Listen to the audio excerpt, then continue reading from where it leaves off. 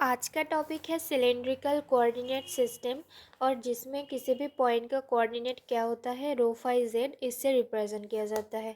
तो यहाँ अगर कार्टेशियन कोऑर्डिनेट पर कोई भी पॉइंट एक्स वाई जेड है और सिलेंड्रिकल कोऑर्डिनेट पर अगर उसको हम रो फाई जेड से रिप्रेजेंट करें तो ये जो रो फाई जेड और एक्स वाई जेड का बीच का रिलेशन क्या होगा तो ये हम देखेंगे।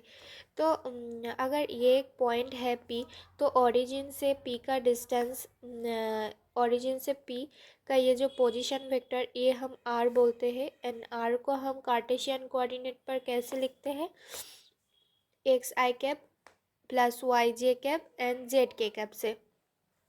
तो हम इस R वेक्टर को सिलेंड्रिकल कोऑर्डिनेट सिस्टम पर कैसे लिखेंगे तो ये देखें कि ये जो पॉइंट है P इसका जेड एक्सिस से जो परपेंडिकुलर डिस्टेंस मतलब ये डिस्टेंस नहीं परपेंडिकुलर डिस्टेंस जेड एक्सिस से जो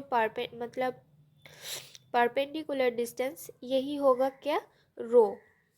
मतलब ये अगर जेड एक्सिस तो ये कोई पॉइंट ये कोई पॉइंट ये कोई पॉइंट इसका परपेंडिकुलर डिस्टेंस इसका परपेंडिकुलर डिस्टेंस इसका परपेंडिकुलर डिस्टेंस ये परपेंडिकुलर डिस्टेंस क्या होगा रो। अगर ये एक प्लेन पर हम समझे तो ऐसे ही ये अगर एक प्लेन है ये प्लेन लेट हम एज्यूम कर सकते हैं कि ये प्लेन एक्स एक्सिस से फाई एंगल पर है।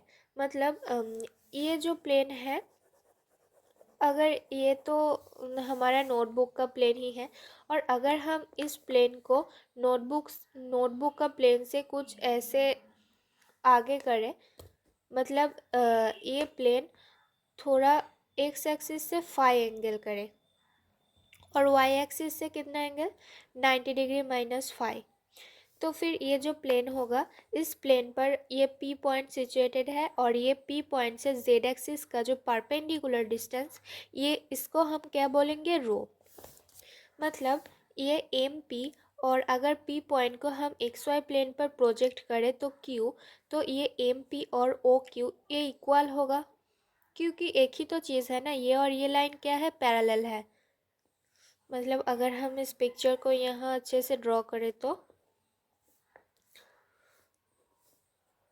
ये अगर पॉइंट P है और ये जो वेक्टर होगा R वेक्टर और ये जेड एक्सिस से जो डिस्टेंस ये रो है और इसको हम एम P अगर बोले और P पॉइंट को अगर हम एक्स वाई प्लेन पर प्रोजेक्ट करें तो लेट दिस पॉइंट भी Q और तो फिर ये जो OQ लाइन और MP लाइन ये दोनों पैरेलल होगी और ये डिस्टेंस भी इक्वल होगा क्योंकि ये तो यहाँ पर परपेंडिकुलर है ना। तो ये डिस्टेंस और ये डिस्टेंस इक्वल है मतलब M P is equals to O Q. अब इस पॉइंट का अगर कोऑर्डिनेट एक्स वाई जेड है तो इस पॉइंट का कोऑर्डिनेट कितना होगा एक्स वाई होगा क्योंकि इसका तो प्रोजेक्शन है ना क्यू। तो फिर हम क्या लिख सकते हैं कि ओ क्यू जो वेक्टर होगा ओ क्यू वेक्टर क्या होगा x i cap plus y j cap and O Q का मॉड क्या होगा √x² प्लस वाई स्क्वायर।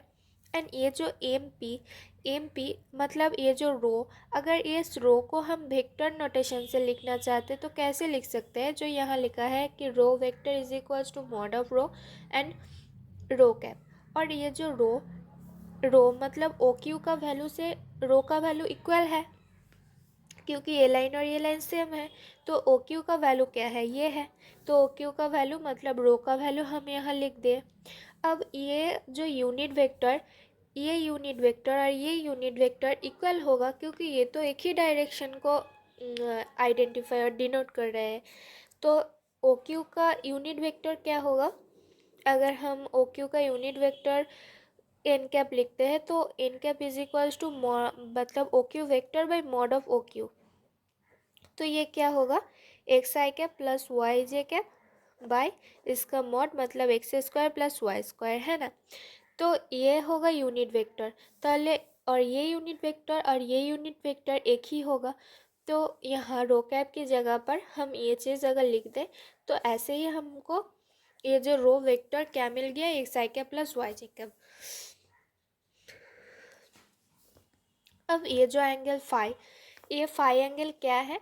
ये जो प्लेन है, जिस प्लेन पर जेड एक्सिस और ये पॉइंट, ये दोनों ही सिचुएटेड कर रही है, मतलब the point, the plane that concluding z axis and the point P, इस प्लेन का एक्स एक्सिस से जो एंटी क्लॉकवाइज एंगल है वही एंगल है फाई। तो फिर फाई क्या है? अगर हम लिखें तो phi angle between the plane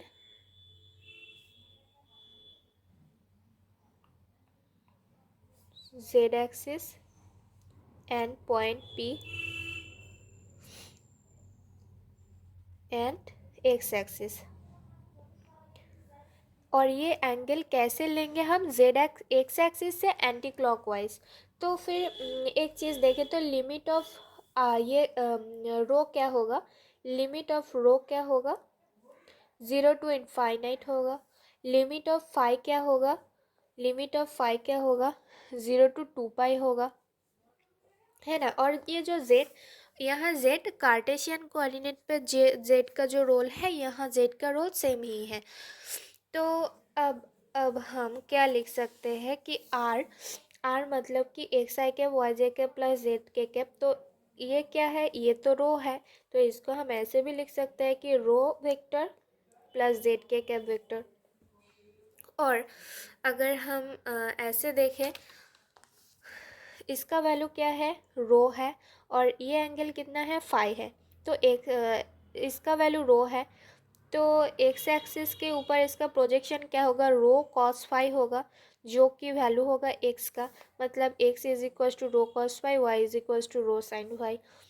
तो ये जो आर को हम ऐसे भी लिख सकते हैं कि रो cos phi i cap row sine phi j cap plus Z k cap. अब बेस वेक्टर्स हम पहले के लेक्चर में की है कि बेस वेक्टर, अगर हम पोजीशन वेक्टर को किसी पार्टिकुलर एक कोऑर्डिनेट के रेस्पेक्ट पे डिफ्रेंशिएट करें जब अदर कोऑर्डिनेट क्या रहे? कांस्टेंट रहे, तो जो वेक्टर होगा वही होगा बेस वेक्टर। और इस बेस वेक्टर का फ़ायदा क्या है? अगर हमको बेस वेक्टर मालूम चल जाए, तो इस बेस वेक्टर का जो डायरेक्शन होगा, मतलब जो unit vector along this vector, ये क्या होगा? ये हमारा जिस वेक्टर के रेस्पेक्ट पर हम डिफ्रेंशिएट कर रहे हैं कोऑर्डिनेट के रेस्पेक्ट पर, उसका यूनिट वेक्टर मतलब उसका डायरेक्शन देगा। मतलब जैसे कि हम यहाँ रो के रेस्पेक्ट पे डिफ्रेंशिएट कर रहे हैं, तो ये इसका यूनिट वेक्टर मतलब ये बेस वेक्टर का यूनिट वेक्टर हमको रो का डायरेक्शन देगा। ऐसे ही अगर हम फाई का करें फाई के रेस्पेक्ट पे, तो फाई क्या पता चल जाएगा। तो हम अगर d r vector by D rho करें तो क्या होगा? हमारा आर का वैल्यू पता है, तो हमने पहले ही पढ़ चुका है कि यहाँ फाई और जेड क्या रहेगा? कांस्टेंट, सिर्फ रो के रेस्पेक्ट पर डेरिवेटिव होगा। तो अगर कॉस फाई कांस्टेंट है, और ऐसे ही D X by D X क्या होता है? 1 होता है, तो D rho by D rho 1 हो जाएगा, और ऐसे ये आ जाएगा। तो फिर अब स्केल फैक्टर क्या होता है? जो बेस वेक्टर का मैग्नीट्यूड वही स्केल फैक्टर है। तो स्केल फैक्टर क्या होगा? इसका मैग्नीट्यूड मतलब इसका अगर रूट और स्क्वायर कर दे तो ये क्या हो जाएगा? 1। मतलब हमको इसका इस वेक्टर भी मालूम चल गया और इसका वैल्यू भी। तो फिर हम यूनिट वेक्टर भी पता कर सकते हैं।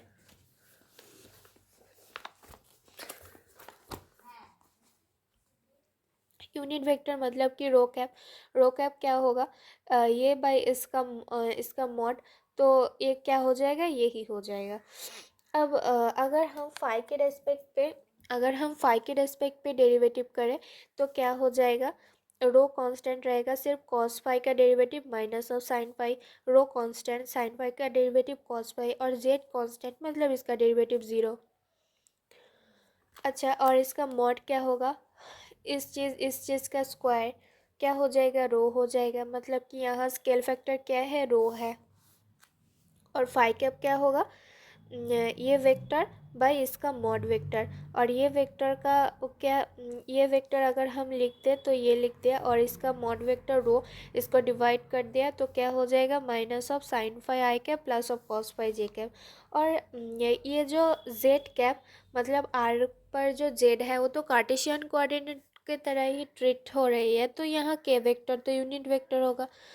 और ये जो कर्विलिनियर कोऑर्डिनेट है, अगर हम हर एक यूनिट वेक्टर का डॉट प्रोडक्ट करें तो rho dot phi cap phi dot K cap, हर का डॉट, हर चीज़ का डॉट प्रोडक्ट क्या होगा, ज़ीरो होगा। तो क्योंकि ये कर्विलिनियर कोऑर्डिनेट है तो इसको आप घर पे ट्राई करके देख सकते हैं। और ये जो अब आज के लिए इतना ही, तो नेक्स्ट हम पढ़ेंगे ग्रेडियंट डाइवर्जेंस कर्ल इन कर्विलिनियर कोऑर्डिनेट सिस्टम।